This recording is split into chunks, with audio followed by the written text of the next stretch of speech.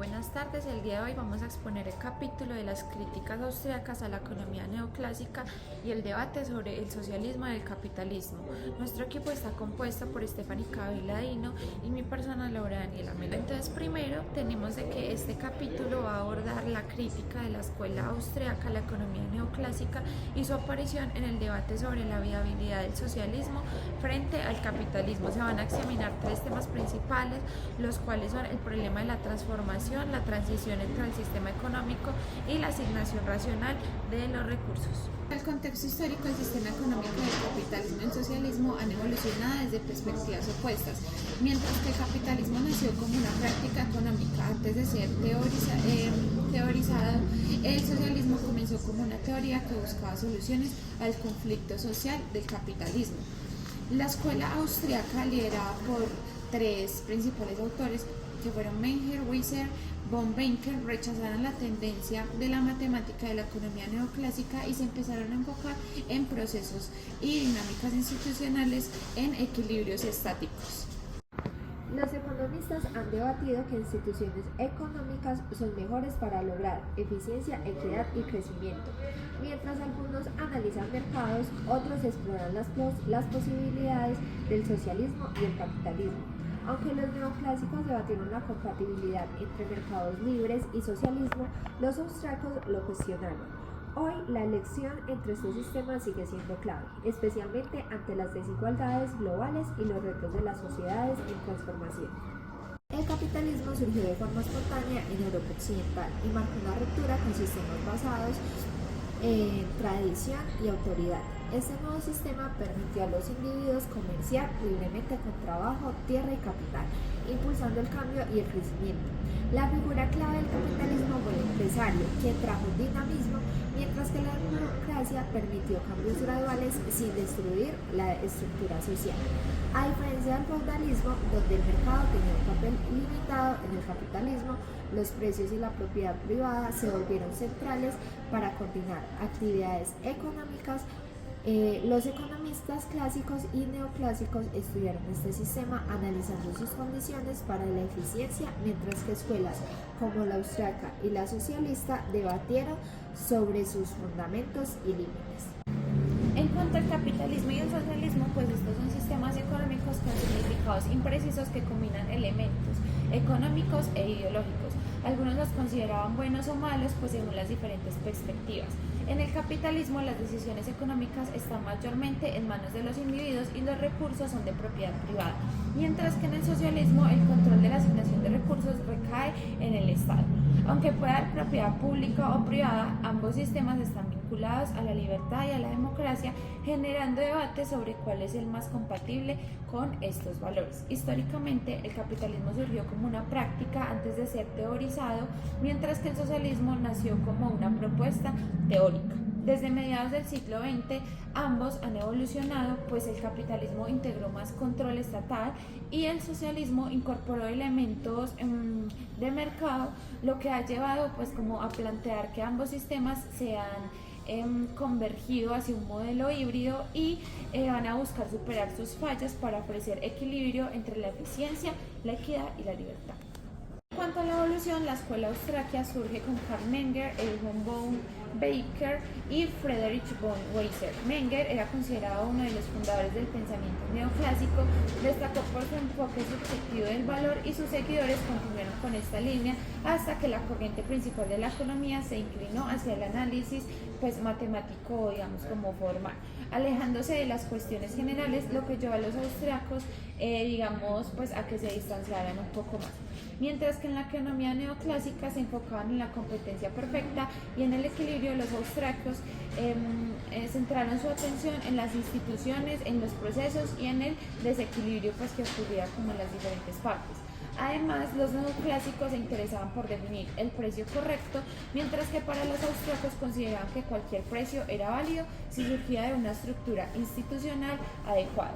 Ya digamos en la segunda mitad del siglo XX, la economía austríaca se consolidó como una corriente heterodoxa independiente y Weiser destacó digamos, en el papel de las instituciones como controles naturales sobre la libertad individual, argumentando que los economistas debían analizar más allá de los mercados, incluyendo tanto las leyes como los derechos de propiedad. La economía clásica se convirtió en una teoría de precios, mientras que la austriaca se especializó en el estudio del proceso económico. Estas perspectivas, digamos que llevaron a los austriacos a responder de manera más activa a las críticas de Marx sobre el capitalismo, en contraste con el desinterés a la corriente neoclásica, pues que anteriormente se tenía frente a estas cuestiones. Mientras la corriente económica principal elogiaba el capitalismo, otros pensadores lo criticaban desde antes de la Revolución Industrial. Preocupados por su impacto en los individuos y la sociedad, filósofos y moralistas precursores de los socialistas utópicos señalaron las fallas del capitalismo. Aunque dedicaron poco esfuerzo a definir cómo sería la organización económica del socialismo, los primeros críticos del capitalismo coincidían en que este sistema no era armónico y buscaban soluciones pacíficas, aunque sus propuestas variaban. Louis Blanc defendía un sistema que garantizara empleo y salarios justos, con el Estado controlando los medios de producción. Robert Owen, por su parte, abogaba por cooperativas en lugar de la competencia de mercado, rechazando la idea del conflicto de clases. Los socialistas ricardianos como John Bray y Thomas Kautsky usaron la teoría del valor trabajo para criticar la explotación laboral, señalando al capitalismo y al terrateniente como figuras parasitarias. En Francia, pensadores como Saint-Simon, Fourier y Proudhon ofrecieron propuestas distintas, desde la planificación estatal hasta cooperativas que garantizaron una renta mínima y un modelo anarquista basado en créditos sin interés. Sismondi, aunque difícil de clasificar como socialista, criticó la superproducción capitalista y defendió pequeñas unidades económicas independientes, rechazando la ley de Say. Marx consolidó estas críticas en una teoría unificada, argumentando que el capitalismo era inestable y moralmente incorrecto. Según él, sus contradicciones internas lo llevarían al colapso, siendo reemplazado por el socialismo y finalmente el comunismo. Aunque murió antes de completar su obra, su legado impulsó al debate socialista durante décadas, aunque quedó al margen de la corriente económica neoclásica que surgía entonces. En cuanto a los debates que se dieron en la economía, el primero es el problema de la transformación, el cual la economía clásica basada su teoría de valor en el trabajo, pero la economía neoclásica la rechazó. ¿Pero por qué? Pues porque al variar la intensidad del capital entre las industrias era imposible transformar los valores de los precios de mercado si se asumía una tasa de beneficios uniforme. Marx intentó, como abordar estos términos de capital en los términos de dos volúmenes. Evitó el problema suponiendo una intensidad de capital uniforme, pero prometió resolverlo en el tercer volumen. Sin embargo, al publicar en 1894 quedó claro que no logró resolverlo, según von Baker, un economista austriaco.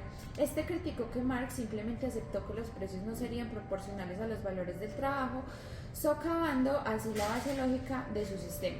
Pero por otro lado, los economistas marxistas argumentaban que el objetivo no era explicar los precios de mercado, sino los fenómenos sociales más amplios, y que el colapso del capitalismo no dependía de esta teoría.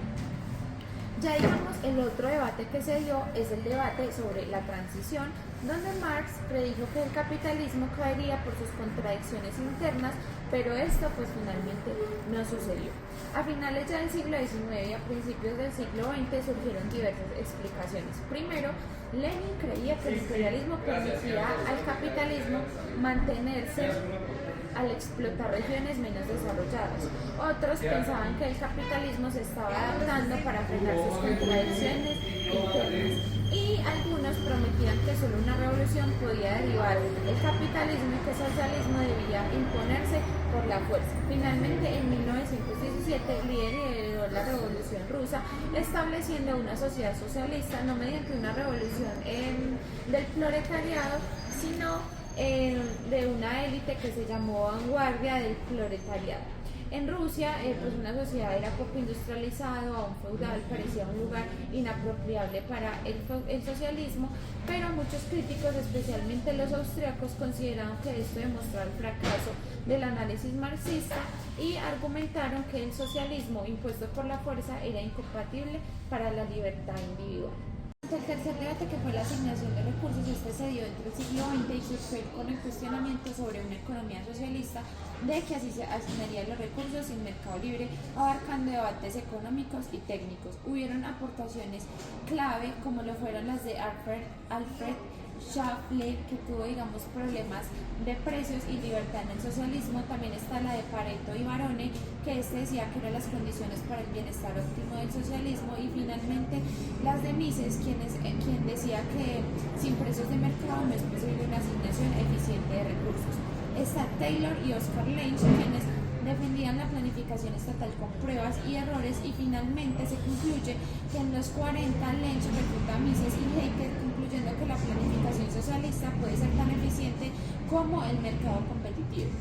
La asignación en la práctica, en la Unión Soviética, digamos, los planes eran quincenales iniciales y se enfocaron en la producción física, lo que causó una escasez de incentivos.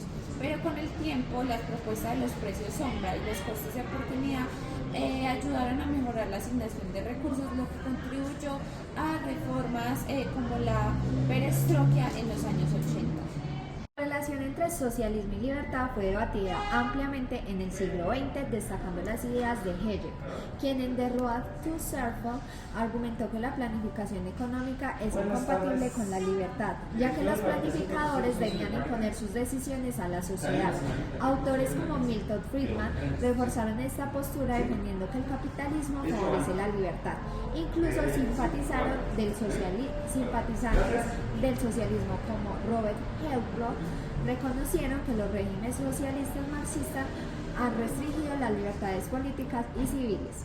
Los cambios en la Unión Soviética hacia mayor libertad política ilustraron la conexión entre mercados libres, eficiencia económica y libertades individuales, subrayando la importancia de equilibrar libertad y objetivos económicos. Bueno, ya la asignación de recursos en la economía socialista, como en la Unión Soviética, enfrentó grandes dificultades. En sus primeros años tras la Revolución Rusa se implementaron planes quincenales, los cuales se enfocaban en la producción física más que en la eficiencia de los precios, y esto generó problemas como la escasez de productos y la falta de incentivos para los trabajadores. Ya la colectivización agrícola agravó más la situación, ya que los agricultores se negaban a entregar los productos al Estado si los precios estos no eran atractivos.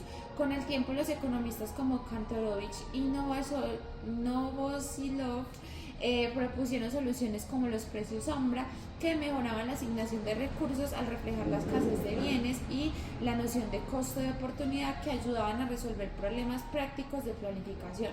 Estas ideas marcaron el inicio de reformas como la perestroika en los años 80, que impulsaron un cambio hacia un modelo más descentralizado y con mayor eficiencia en la asignación de recursos.